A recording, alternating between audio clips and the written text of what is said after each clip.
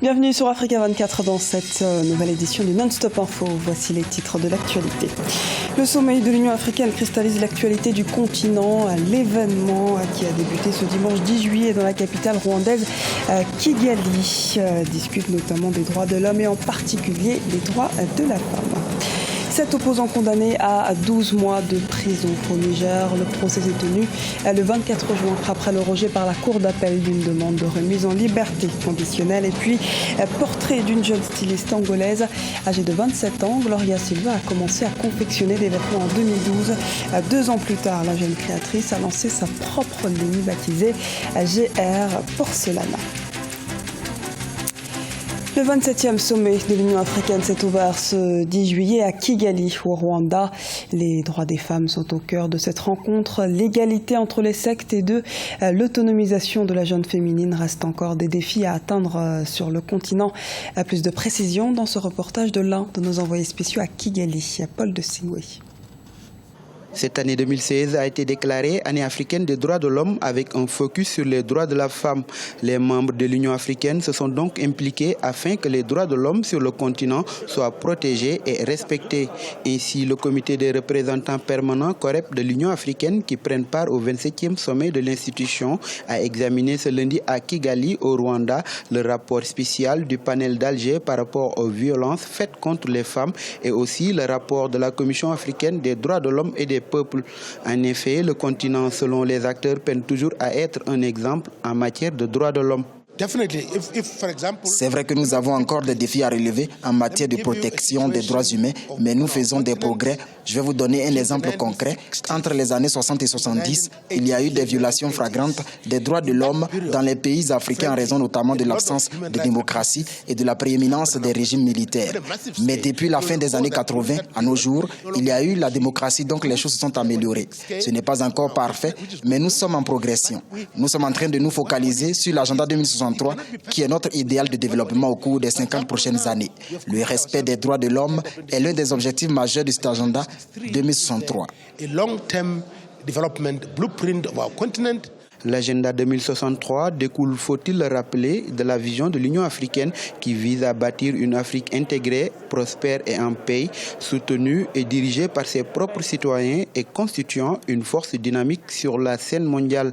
Ces progrès en matière de droits de l'homme, des pays comme le Tchad l'ont inscrit dans leur programme de développement. Vous savez également que c'est le Tchad qui préside l'Union africaine et il était de notre devoir d'être l'exemple en matière de respect des droits de l'homme. Et le Tchad a mis en place, déjà dès le début de l'année, nous avons ratifié le protocole relatif à la Cour africaine des droits de l'homme et des peuples et nous accueillerons en octobre une session de l'Afrique centrale sur la CPI. Et le Tchad a créé donc à partir du 22 octobre prochain un séminaire sous-régional, donc Afrique centrale, sur la CPI. Donc ça veut dire que le Tchad apporte un regard particulier et le chef de l'État tchadien suit particulièrement ces questions. La rencontre des membres du COREP va prendre fin ce 12 juillet au Kigali Convention Centre. Les recommandations seront soumises au Conseil exécutif. Pour rappel, les chefs d'État de 35 pays africains se joindront aux délégués du sommet les 17 et 18 juillet. Ce mercredi, l'ouverture de la 29e session ordinaire du Conseil exécutif est à suivre sur Africa 24. Et sachez qu'une émission en direct de Kigali vous est également présentée quotidiennement par Babylas Boton à partir de 15h30 GMT.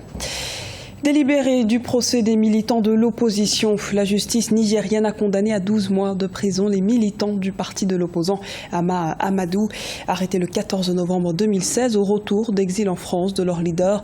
Ils ont été jugés pour attroupement armé par le tribunal de Niamey. Un reportage de Sadou Alizé Mokhtar, notre correspondant au Niger. 12 mois de prison, dont 10 mois fermes. Telle est la décision du juge du tribunal de grande instance hors classe de Niamey dans le jugement de l'affaire des 7 militants de l'opposition arrêtés au retour d'exil de France de l'opposant Hama Amadou. Jugés le 24 juin 2016 pour attroupement armé et trouble à l'ordre public, les 7 militants du Modern Falumana Africa ont été reconnus coupables par la justice ce mardi 12 juillet 2016. Un verdict qui n'est pas du goût de la défense. Notre combat, c'était de les voir sortir aujourd'hui. Mais comme le tribunal a décidé, nous sommes des légalistes, nous avons foi en notre justice et nous allons nous soumettre à ce que la justice a décidé. Il s'agit d'un procès politique, la décision vient de tomber. Ils ont été reconnus coupables. Ça fait déjà 8 mois qu'ils sont détenus. Donc d'ici le 14 août, plaise à Dieu, ils vont sortir. Le ministère public a requis 3 ans de prison ferme contre les militants de l'opposant. Le délibéré du procès a été donné en absence de 7 accusés, mais en présence de nombreux militants de l'opposition venus soutenir leurs camarades. Je ne dis pas un coup de chapeau à la justice, parce que nous on fait que peut-être dire le droit. C'est clair, c'est tout ce que nous les demandons au niveau de l'opposition, mais nous savions que nos camarades étaient innocents, c'est clair et net. Il y a un élan politique dans ce qui s'est passé. Et les citoyens ont vu, ils ont apprécié, et nous pensons que pour les jours à venir, pour les mois à venir, nous aviserons. En rappel, c'est après un an d'exil que Hama Amadou a été accueilli à l'aéroport international de Niamey le 14 novembre 2015 par ses militants.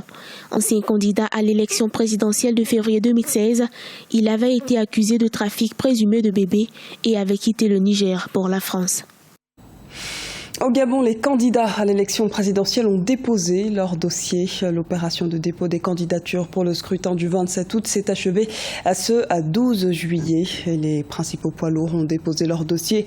Outre le président sortant Ali Bongo Ondimba, la Commission électorale nationale autonome et permanente a enregistré les candidatures des anciens premiers ministres Casimir Oyemba et Raymond Dangsima, ou encore l'ancien maire de Libreville, la capitale, Paul Mba Abessol, Guy Nzumba Daba, ancien président de l'Assemblée nationale, ou encore Jean Ping, ex-président de la Commission de l'Union africaine. Le Premier ministre indien est en Afrique. Narendra Modi a entamé une tournée africaine depuis jeudi 7 juillet dans le but de renforcer l'influence économique de son pays sur le continent. Ces voyages interviennent dans un contexte où le géant chinois prend de plus en plus de place avec des échanges qui ont atteint 200 milliards de dollars en 2015. L'Inde affiche ainsi ses ambitions de renforcer ses partenariats, comme nous l'explique Oumou Kalsoumba. Narendra Modi, le Premier ministre indien, a foulé pour la première fois le sol africain cette semaine dans le cadre d'une tournée économique. Le Mozambique, l'Afrique du Sud, la Tanzanie et le Kenya sont à l'honneur de cette visite. L'Inde étant le plus grand partenaire économique du Kenya, les deux pays ont paraphé des accords visant à approfondir la coopération dans le domaine des technologies de l'information, de l'industrie, des banques, du transport et de la logistique. L'Inde est le partenaire stratégique du Kenya. L'importance des flux commerciaux entre les deux pays montre que nous entretenons d'excellentes relations économiques et diplomatiques. Nous avons profité de la visite du Premier ministre pour parapher des accords dans le domaine des infrastructures, du commerce, de l'énergie, pour ne citer que cela. Les échanges commerciaux entre l'Inde et l'Afrique ont doublé en 7 ans. Ils sont passés de 30 milliards de dollars en 2008 à 72 milliards de dollars en 2015. Dans le cadre de son partenariat bilatéral entre l'Afrique, une enveloppe de 500 millions de dollars sera décaissée en faveur de la Tanzanie. Objectif, financer entre autres des projets d'approvisionnement en eau potable. Un accord relatif à l'exploitation du gisement de gaz naturel découvert dans le pays est aussi prévu par le gouvernement indien. L'Afrique est devenue un hub mondial par la diversité de ses ressources naturelles, par la qualité de ses ressources humaines. Il est aujourd'hui important pour l'Inde de nouer des partenariats économiques avec les États de ce continent. Nous entendons raffermir et pérenniser nos relations avec l'Afrique. Le continent africain est devenu cette dernière décennie une destination de prédilection des investisseurs asiatiques, notamment la Chine et l'Inde. En dépit des facteurs externes défavorables, les pays africains sont capables de s'adapter à la chute des cours des matières premières.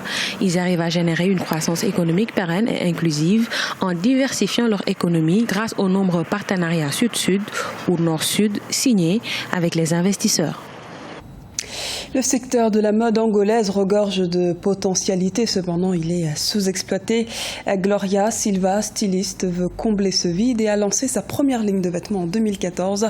Face aux difficultés du secteur, la jeune créatrice suggère aux autorités de dynamiser l'industrie textile afin de favoriser l'essor de la filière mode angolaise. Les précisions d'Oumou Kalsoumba. Âgée de 27 ans, Gloria Silva est styliste modéliste. De nationalité angolaise, elle a commencé à confectionner des vêtements en 2012. 2 ans plus tard, en 2014, Gloria Silva a lancé sa propre ligne baptisée GR Porcelena.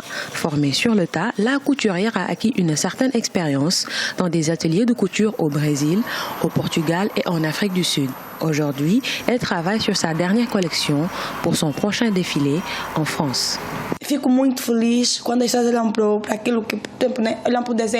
Je suis très heureuse et fière de mon travail. C'est une énorme satisfaction.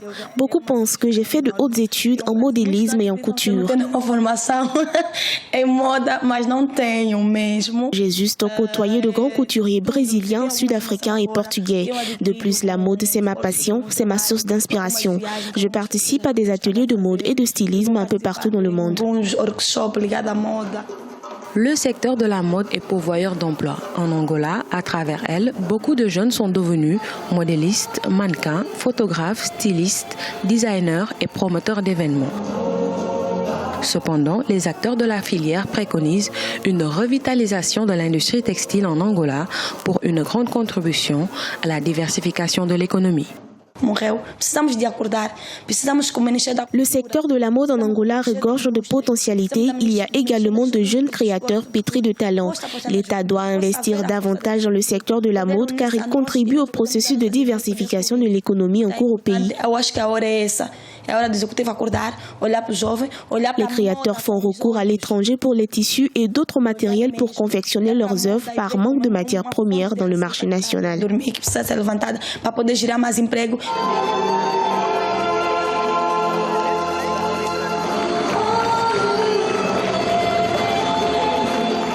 En Afrique, le secteur de la mode est en pleine expansion. Du Maroc à l'Afrique du Sud, en passant par le Sénégal et le Niger, les créateurs de luxe africains gagnent en visibilité.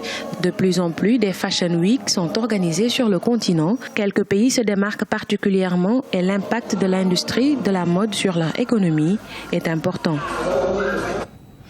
C'était le journal de la rédaction. Merci de nous avoir suivis. À retrouver dans un instant une nouvelle édition de l'actualité sur Africa 24.